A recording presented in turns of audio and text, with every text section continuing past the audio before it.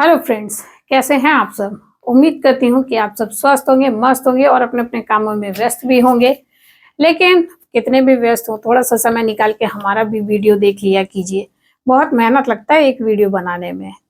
तो फिर से हाथ जोड़कर विनती है सबसे कि जितने भी लोग मेरे चैनल पर नए हैं, चैनल को तुरंत सब्सक्राइब कर लें, लाइक करें, फॉलो करें और अपने दोस्तों के साथ शेयर भी करें, क्योंकि मैं आपकी होस्ट एंड दोस्त बैंकर दीदी इस तरह के एजुकेशनल वीडियोस अपने चैनल पर लाते रहती हूँ।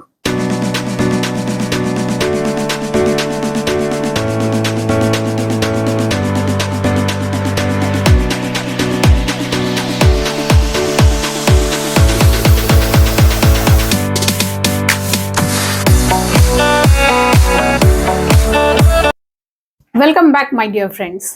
तो आज बिना देर किए हम अपने टॉपिक की शुरुआत करते हैं। तो आज हमारा टॉपिक डिस्कशन का है क्रेडिट कार्ड।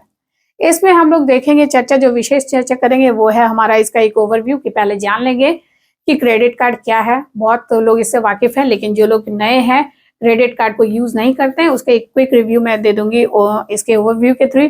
फिर क्या कागजात इसमें लगते हैं, क्या हमारा रेट ऑफ इंटरेस्ट इसमें चलता है, फिर इसमें क्या क्या चार्जेस लगते हैं और इसके क्या नुकसान या फायदे हैं, और ये फिर है कि टिप्स कि कैसे हम क्रेडिट कार्ड को स्मार्टली यूज कर सकते हैं।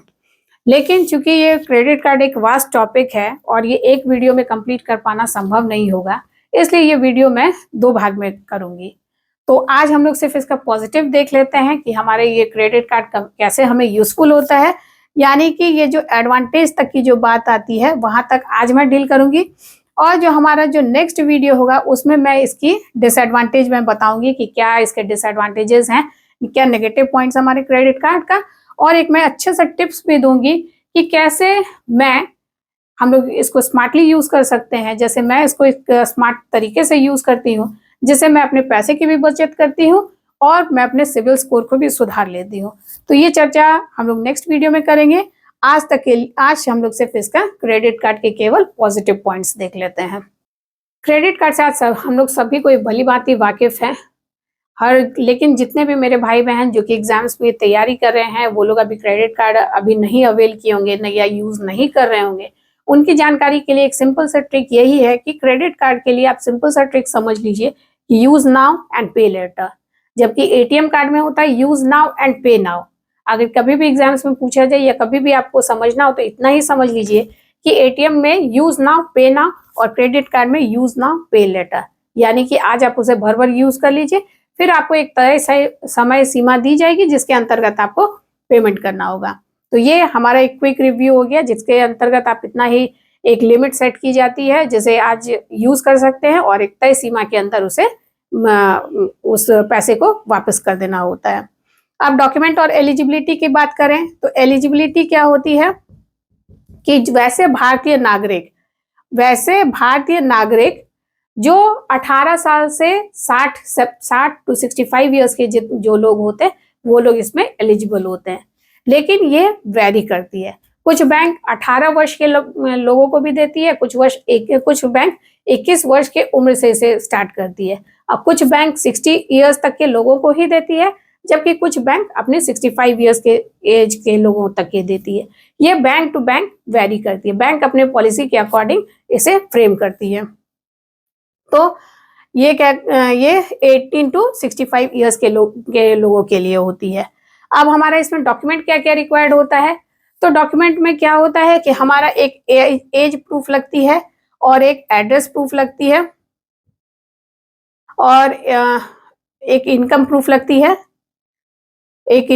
लगती है। यानी कि एज प्रूफ और एड्रेस प्रूफ तो हमारा आधार कार्ड, पैन कार्ड, जो भी हमारे ऑफिशियली वैलिड डॉक्यूमेंट होते हैं जो भारत सरकार द्वारा मान्य प्राप्त होते हैं, जैसे कि Aadhaar card, PAN card, voter ID card, passport, driving licence, ये जितने भी डॉक्यूमेंट्स होते हैं इससे ये प्रूफ हो जाती है। लेकिन उसके साथ एक हमारा लगता है इनकम सर्टिफिकेट। इनकम सर्टिफिकेट से तय की जाती है कि किसको क्रेडिट कार्ड देना है या नहीं देना है और कितने की राशि उसे क्रेडिट लिमिट देनी है।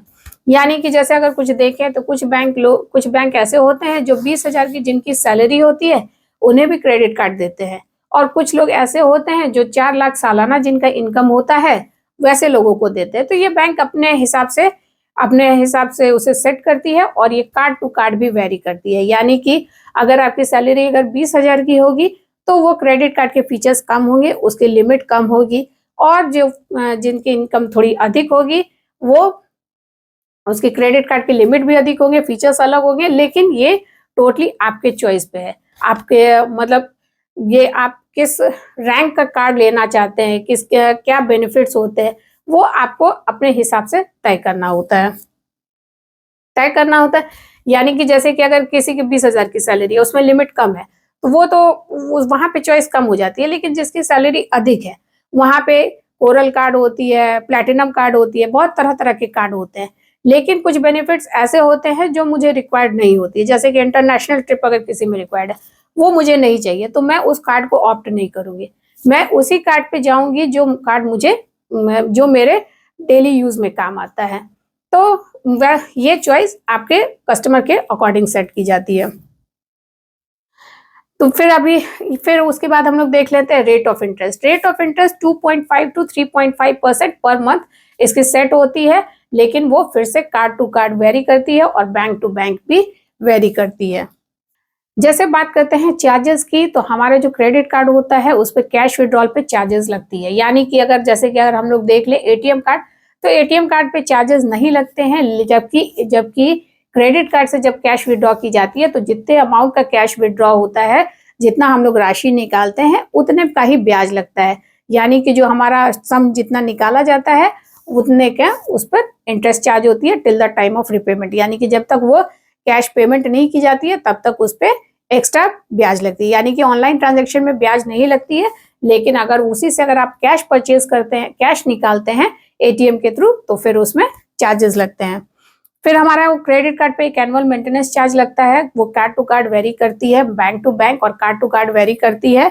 फिर हमारा आता है पीनल इंटरेस्ट, यानी कि जितने भी हमने ट्रांजेक्शन किए हैं, ऑनलाइन शॉपिंग की है या कैश विड्रॉल किया है, वो हमारा टाइम लिमिट एक सेट होता है। अगर आप उस दरमियान आपने उसका पेमेंट नहीं किया तो पीनल चार्जेस लगते हैं। इसलिए अपने क्रेडिट कार्ड के बिल को समय से चुकता करें इस पीनल इंटरेस्ट से बचने के लिए। इस पीनल इंटरेस्ट ये उसी को लगेगी जिनका बिल बकाया हो। अगर वो बिल अगर सही समय पे पेमेंट करेंगे तो ये पीनल इंटरेस्ट फिर नहीं लगती है। अब बात देख लेते हैं कि हमारा इसका एडवांटेजेस क्या है, क्या-क्या फायदे हैं हमारे क्रेडिट कार्ड के। तो ये हमारे ऑनलाइन परचेज पे, मैंने पहले ही बोला है, यूज नाउ पे लेटर, यानी कि आज आपको जो भी इमरजेंसी है शादी में या घर का रेनोवेशन करने में, कोई भी जरूरत है, टीवी, फ्रिज, वॉशिंग मशीन, कुछ भी चाहिए, तो आज आप उसे ऑनलाइन परचेज कर लीजिए। फिर आप एक टाइम लिमिट दी जाती है, एक ड्यूरेशन दी जाती है और उस पीरियड के अंदर आपको पेमेंट करनी होती है। यानी कि हमारा एक बिलिंग साइकिल होता है, 45 डेज का हमारा एक बिलिंग साइकिल होता है। वो बिलिंग साइकिल के अंदर हमें पेमेंट करनी होती है, ताकि वो इंटरेस्ट फ्री पीरियड होता है। यानी कि वो पीरियड ऐसा होता है जहां पे हमें कोई इंटरेस्ट पेमेंट नहीं करनी होती है। और जब आप ऑनलाइन परचेज करते हैं तो उसी में हमें रिवॉर्ड पॉइंट भी मिलती है। यानी कि क्रेडिट कार्ड की कंपनी द्वारा, बैंक के द्वारा रिवॉर्ड पॉइंट दी जाती है ऑनलाइन परचेज पे। इससे क्या होता है कि आप इसे इन कैश कर सकते हैं या फिर कुछ और भी रिवॉर्ड पॉइंट के थ्रू एक्स्ट्रा शॉपिंग भी कर सकते हैं। ये बिल्कुल फ्री होती है। इसी तरह से कैशबैक की भी पॉलिसी होती है। बहुत सारे सेल्स चलते हैं, Diwali sale, festive season sale, तो वैसे में भी हमारे बहुत सारे कैशबैक मिलते हैं। ये क्रेडिट कार्ड में कुछ जो भी जितने भी लोग हमारे ऑनलाइन शॉपिंग करते होंगे वो लोग भली भांति इस चीज से जानते होंगे कि जब भी फेस्टिव सीजन सेल चलती है तब ऐसा होता है कि ये वाले क्रेडिट कार्ड, इस बैंक के इस क्रेडिट कार्ड को यूज करने से इतने का कैशबैक मिलेगा। तो जितने भी लोग ऑनलाइन शॉपिंग करते होंगे तो ये कैशबैक के बारे में भली भांति जानते होंगे। फिर बहुत सारे ऐसे क्रेडिट कार्ड होते हैं जिसमें एयरपोर्ट लॉन्च की भी फ्री मिलती है।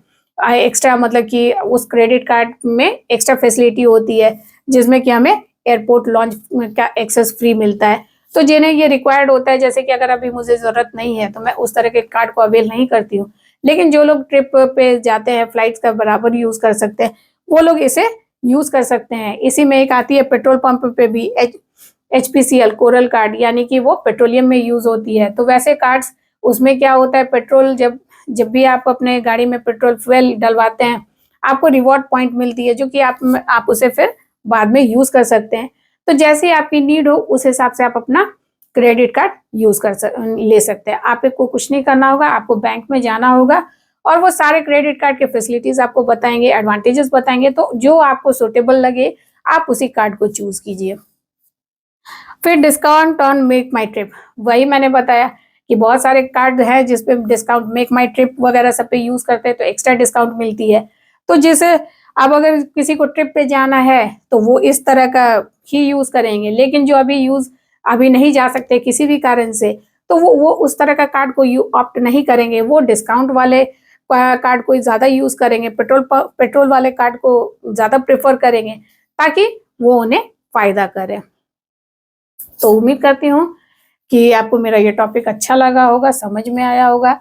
कोई भी क्वेरी होगी, कोई भी जिज्ञासा होगी तो मुझे कमेंट कीजिएगा, मैं सारे क्वेश्चंस का जवाब दूंगी। और मिलते हैं इसी के सेकंड पार्ट में अगले वीडियो में। इसमें अभी हम इस क्रेडिट कार्ड की डिसएडवांटेजेस बताएंगे तथा एक टिप्स भी शेयर करेंगे कि कैसे इस क्रेडिट कार्ड को स्मार्टली यूज करना है। टिल देन गुड नाइट, शुभ रात्रि।